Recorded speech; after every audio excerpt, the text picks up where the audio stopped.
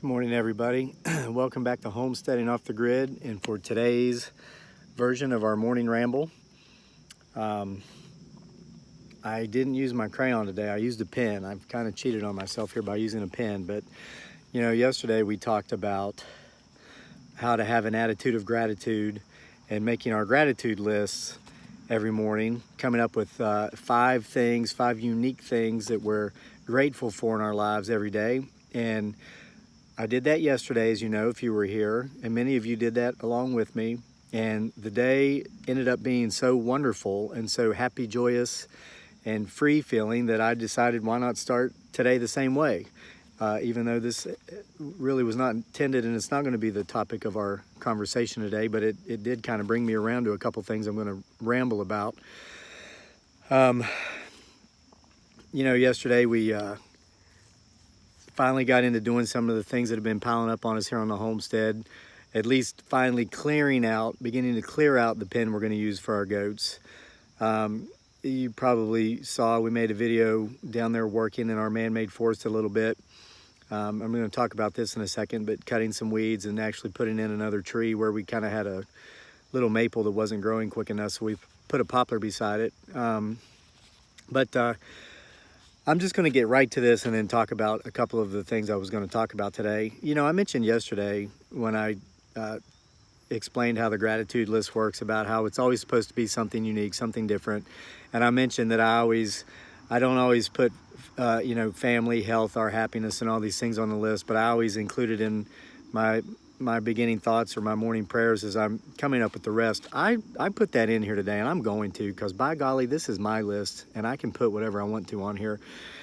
And a lot of you out there, unfortunately, will relate to this, and this is unfortunate. But if you've ever lost a family, if you've ever struggled with health issues, and if you've ever been in a place where you couldn't find happiness, that is very painful. All of those experiences are very painful, and I speak from experience without going into detail. And what I can tell you is that for me to have gone through these experiences and come out on the other side, not because these experiences or these situations actually worked out in the end the way I wanted them to, because one in particular absolutely did not. But it's not over yet. I'm never going to give up. But I finally got back to a point to where I am very happy. And I mentioned before, and a lot of people say, wow, we like how you talk about your wife. We like how you talk about your kid. I cannot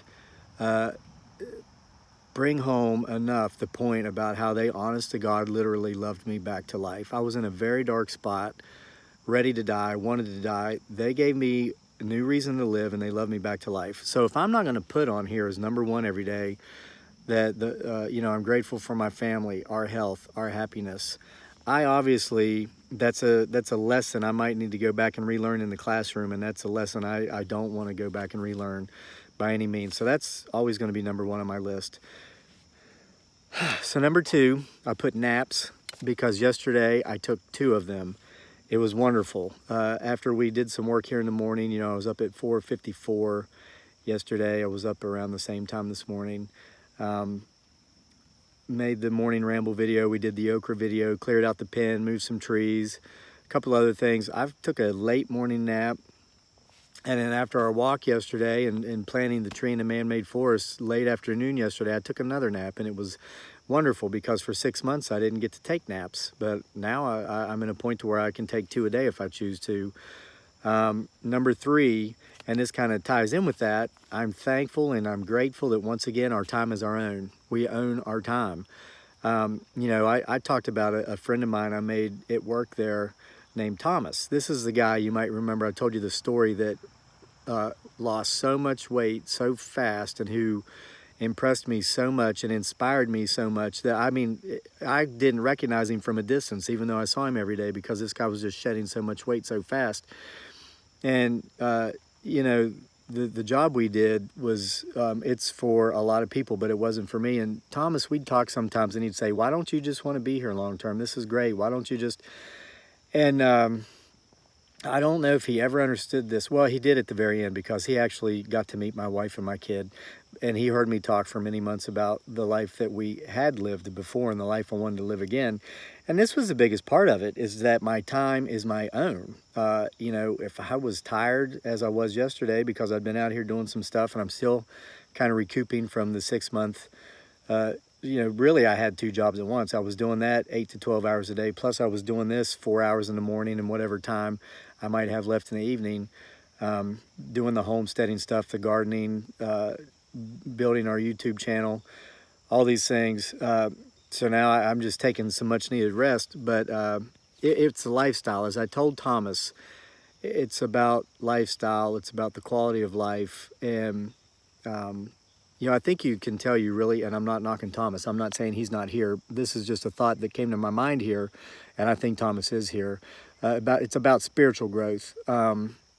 If you find yourself being at a point in life where as long as your basic needs are met, which ours are, and your time with those you love and the time doing the things you love are more important to you than more money, a job with a greater income than maybe the one you have, I view that as a big sign of spiritual growth. And so that's what's important to me. You know, I'd rather be here all day with my wife and my son eating our rice and our okra from our gardens, because we have 2 gardens, and then working 12 hours a day and taking my wife and kid out to the Outback Steakhouse every night and dropping $60 or $70 on dinner. So anyway, I'll move on. Number 4, and I'm getting to the main point here of today with number 4 and 5, because they kind of go together. Number 4, the people, I'm grateful for the people in my past who have taught me some of the most important lessons I've learned in life. And number 5, I'm grateful for the social media community that we've built here with this channel. Now I'm going to talk about these 2 together. The last one first, number 5. You know, we made that video yesterday of something we do about once a month. We go down there and we clip the grass. It's getting too tall around the base of our trees. We're growing in our man-made forest. A lot of you watched that video, and we learned so much from the insight that you gave. For instance, Ricky Jordan shared with us a way in which he transplants trees with, he says, a 100% success rate. And that is, you know, you saw me dig up the tree and I kind of transferred it bare root, which won't be a problem because it was overcast yesterday, much like today. And so the roots weren't exposed to the sun and it wasn't hot. But Ricky Jordan pointed out how he digs up the whole root ball. And that's more successful because the roots are never exposed to the air. Ricky, thank you, and we're going to do that moving forward. FYI, we've done that with our cedars. I mentioned before in another video, our first row of cedars, the first row we planted, they all died because we transplanted them during a drought, a time of drought, a lot of heat, no rain, and we exposed the roots. We didn't transfer them with the root ball like Ricky's talking about. When we replaced them, we kept the root ball. It was harder work because it was heavier, but we kept the root ball in the soil. They lived, and you know what? We went to Walmart and bought 4 100 feet long water hoses. So and in that year, which was last year, we stretched those hoses all the way across. I mean, that's 400 yards, almost a quarter of a mile just from our, if my math's right here. Or no, it was 400 feet, okay, not yards. But we watered them. When it got hot and there was no rain, we went out there and we spent 2 or 3 hours watering our trees, and it got them through the year and they lived. So, you know, and Paul Gerasi, I hope I'm not mispronouncing this, he talked about how it's good to cut the tall grass because it will rob those trees we're trying to grow of the moisture. And there are dozens and dozens, if not hundreds, of people who commented about the chop and drop method. In that video, we showed how we rake up the grass and Daniel hauls it over in his little plastic sled and we've been dumping it in the tree line. That's how we've been doing it. But dozens, if not hundreds of people were kind of screaming, hey, no, stop. Use that grass as mulch. It's called chop and drop. Leave it there. That will prevent grass from growing back quicker. And it will help retain moisture. So now that's what we're going to do going forward. We may or may not go down there and do another line of trees today. And if we do, we're going to leave that grass there. Whether it's today or whether it's in a couple days, we're going to leave the grass there. We're going to go with chop and drop. So I'm grateful that we have this community that we've built here. And you know, it's funny, I mentioned Facebook the other day. this morning, just for kicks and giggles, because I was looking at the headlines. I don't ignore the news entirely, but I don't get all wound up in it because it just doesn't make me feel very good a lot of times. And a lot of it is very fake, and you don't know what to believe and what not, and a lot of it's censored. And this is where Facebook, this is another reason I call Facebook fake book. I saw that Facebook stock is still in a tailspin, and it said Zuckerberg lost another $660 million yesterday. And I remembered, oh yeah, we used to do a lot of work on Facebook, but we moved over to YouTube because Zuckerberg, if you don't pay him, you don't play. If you don't boost your posts, he doesn't let your fans that you worked very, very hard over the years, or at least we did, to accumulate, even see what you post. So I went to Facebook and I went to our Homesteading Off the Grid page, and it's the first time I'd been there in weeks, because it was like an afterthought. And what amazed me, and maybe Mr. Zuckerberg, and he can run his business however he wants. I said that before when I addressed why we left them and came to YouTube. But there were comments on our page and all these things, and I didn't respond because, guys, I'm not saying that we'll never use that again, but for now, we really enjoy the fact that YouTube lets you guys see the content we create. They don't charge us for you to see it, and they don't put us in a position where we have to charge you to see it, which is something we're just not going to do, and I mentioned that before. But we had all these comments on our page from people who were seeing our content on YouTube, and they were seeking us out on Facebook, and they were saying, hey, I saw your video on YouTube about this, and they were giving us some insight. And I thought, does this not give Mark Zuckerberg enough of a signal or a message that when people are coming to you more on Facebook because of what they're seeing about your content on other social media platforms, in this instance YouTube, is that not enough of a hint to say, hey, Mr. Zuckerberg, you think maybe you ought to go back, a couple years ago, if a page posted content, the people who had said they liked that page because it's what they want got to see it. Maybe it's not such a bad idea to go back to that. Just saying, he can do it however he wants. But anyway, look at me digress. And the point of this is, the Paul Gerasi's out there, the Ricky Jordans, the people who are, and I want to give a shout out to Kurt and Jolie Hayden. Kurt is an 11-year Army vet, and his wife was commenting on the page a little bit the other day, and she. And guys, if we're not getting to the shout outs and whatnot, it's not intentional. We just have literally thousands of people coming on a day now and commenting. But Jolie mentioned that would be special if we could give a shout out to Kurt, and Kurt is a veteran. So thank you for your service, Kurt. But the people who are coming here, people I just mentioned, people I haven't, for whom I'm grateful are here, you're the people we want. And it's taken us years to get to this point. And this is going to bring me back to point number 4 here on this list. And I'm going to tell you where I learned this. I had a friend named Andy. He was an older man. This is when I lived here in this area many years ago before. At the time, he was in his 70s. I stopped by to see Andy once I made it back to the U.S. just once, and it's been about a year ago. And I need to go see Andy again. It actually was 2 years ago, but I need to go by and see Andy again. I did see Andy again. He was one of those people that when I came back, I wanted to go kind of reconnect with. Andy's in his early 80s now, if he's still with us, and I'm sure he is. This guy is very healthy. He looks 30 years younger than he is. But I used to cut firewood with Andy. He has a place a lot like mine out on the other end of the county. He's got 5 acres, 6 acres, I think. And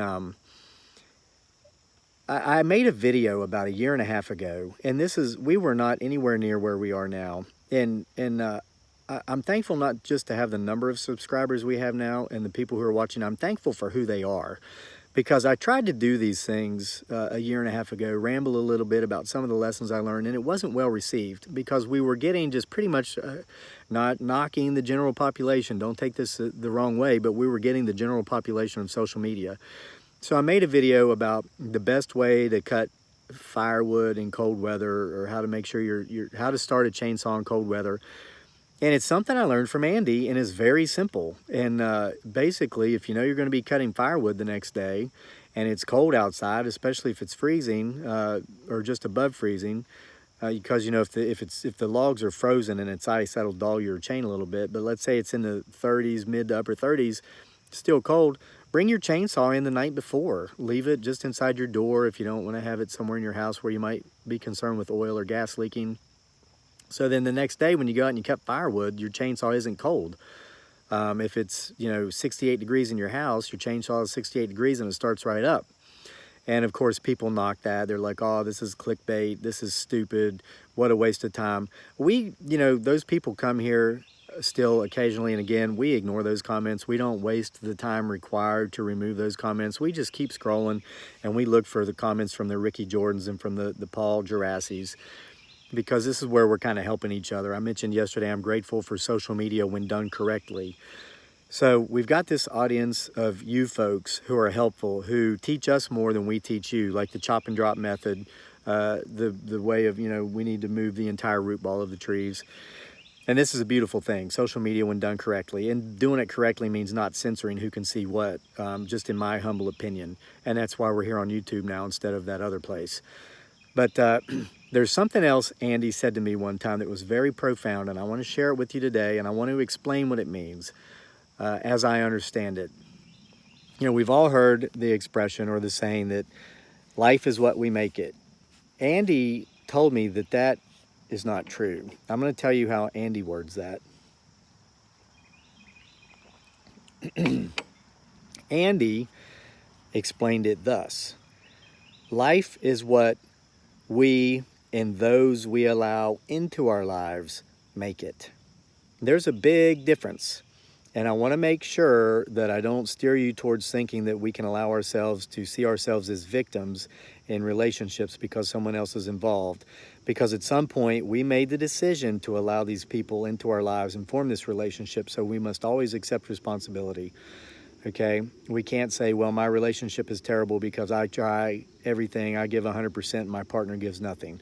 Or I got divorced, I was a perfect husband or I was a perfect wife, but my spouse was terrible and did nothing. We can't do that, because once we're in a committed relationship, or really any sort of relationship, other than just casual acquaintance type things, where like maybe coworkers or whatnot, and even that we have more control over than we realize. But Andy went on to explain to me, and this is a lesson that I took, and it's a lesson that I practice very dearly today. We've got to be very selective and very careful of who we allow into our lives, and I am. A lot of people think, I'm living out here on the homestead, I'm a recluse, and this is crazy, but I think sometimes a lot of people will think, oh, you went and you got this beautiful young girl from a third world country and you brought her here and you keep her hidden away up some holler and blah, blah, blah. No, and this doesn't need to be addressed because we owe no one any explanations, but I will point out my wife does have friends. My wife does have female friends. My wife has a best friend named Lori, a woman who's a wonderful woman. Her husband Gary's a friend of ours. Their family's friends with our families. Their son's friend with our sons. And Lori, if you're watching, thank you for helping my wife, especially through this past winter. One of the most difficult things for someone who moves to where we live from a tropical environment is the winter, of course. Winter affects a lot of people who are from places like North America or Europe that has, in parts of Asia, up, in the northern hemisphere, the more north you go, that has winter. Winters can be tough. This past winter, Dearly didn't have any problems because while I was out working and wasn't here to be with her, Lori, our friend, was with Dearly almost every day. They ran around, they went to the grocery store, they hung out, they went out to eat lunch. But Lori helped. The winter before, it was tough. Even though I was here with my wife, I couldn't get her to go outside because it was cold. And cold in the Philippines is like 86 degrees Fahrenheit. It's tropical. But Dearly did a better job making it through her second winter than she did her first winter, and that's because of our friend Lori. So Lori, thank you. And Gary, thank you for letting us borrow Lori to help Dearly make it through the winter. And I want to give a shout out to Lori's mother, Hetty. Hetty's got some health issues right now, and she's seeing a doctor. Hetty, we hope that you get well soon, and our thoughts and prayers are with you. Now, with this said, to piggyback on what Andy was talking about how life is what we and others that we allow into our lives make it. I kind of learned to piggyback on that a few years after he said this to me, and that is,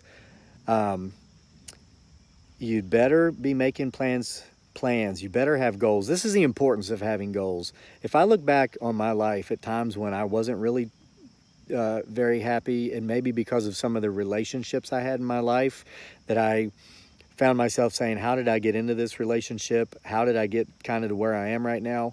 The answer that came to me was often, well, it's because you really didn't have any goals. You were just kind of coasting through life. You were being reactive to what happened. You weren't really being proactive and saying, okay, this is where I want to be. This is what I want to do. This is what I need to do to make it happen. And are the people coming to me and who I'm allowing into my life, are they going to help move me toward that goal, or are they kind of keeping me back? Because they will. Or are they kind of coming along for the ride, kind of hoping I get to this place so they can kind of say, hey, remember me? I'm the guy that's been dragging along on your coattails. Here, give me my rightful due.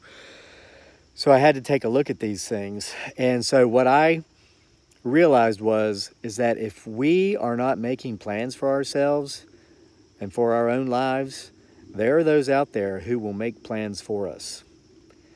And we need to be very careful, because there are people who will often see our potential before we do.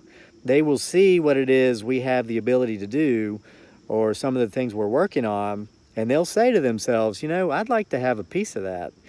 And I kind of think this is the kind of guy, or this is the kind of girl who's willing to do the work to get there, and probably is going to do the work to get there. I need to make sure to keep them close so that when they get there, I'm kind of there with them. We got to watch out for these people, folks, because they're out there. We need to spot them, and we have a say whether or not we let these people into our lives. And a lot of these people are not bad people. This is just who they are. This is their MO. It's how they operate. But Andy's point was very profound, that, you know, because for years, and I was in my mid-30s at the time, this was 10 years ago at least when he told me this, and so I kind of looked back on some experiences I'd had with some people and thought, oh, wow. It's not that this person was at fault. It's not because, you know, here I was trying so much and this other person wasn't trying anything. I was giving, they were taking. That's not where the problem started. That's where the problem ended up being. But the problem started when I made the conscious decision to allow this person into my life. And so I learned to become more selective. And it doesn't mean you have to go around being a jerk to people. It doesn't mean that if somebody says hi, you can't say hi back. But you do, I've learned, we do need to be, we need to watch how far we let it go. And I do that. And it doesn't mean I don't let anybody in my life. As I just pointed out here, we do have friends, and it's not just Gary and Lori. We have other friends. You know, I've said jokingly, tongue-in-cheek in some of our other videos, when a neighbor drives by and I wave at him, because I know a lot of our neighbors out here. Not a lot, but I know several. Just because I ran one neighbor off with a crayon doesn't mean that I ran all of my neighbors off with a crayon.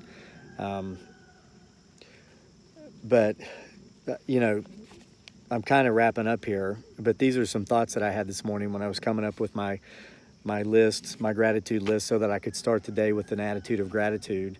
And I hope you guys got something out of this. Today, we're going to do more homesteading stuff. Somebody was commenting yesterday about how, hey, isn't it time to start getting the fall crops in the ground? And I realized, yes, this person is correct. And so that's on the list now too. We've got plenty of things to do. I feel much more rested than I did just 3 or 4 days ago. So, but if I get tired today doing a lot of these things, guess what I'm going to do? I'm going to do what's number 2 on my list today. I'm going to take a nap, maybe multiple naps. So I hope each and every one of you have a fantastic day today. I want to thank each and every one of you for subscribing to our channel and for continuing to come back and watch my rambles and watch what my wife is cooking. Watch us taking our walks and planting our trees. It means a lot to us that you're here. We're thankful to have you. We're, you know, like I said, we've been doing stuff in social media for many years, and this is the first time in many years that we really feel as if we've got the audience we want. We don't, I mean, you know, before in Facebook, we're thankful that thus far, into our understanding, YouTube is letting you see what we're creating, and they have not come up to us yet and said, hey, we see that you guys are really doing pretty good, getting a lot of views. Hey, we're going to start charging you a toll fee, you know, because we experienced that on the other platform. So I'm going to wrap it up and give you a parting shot of the homestead, just like I do every time we have these rambles, and we'll see you next time.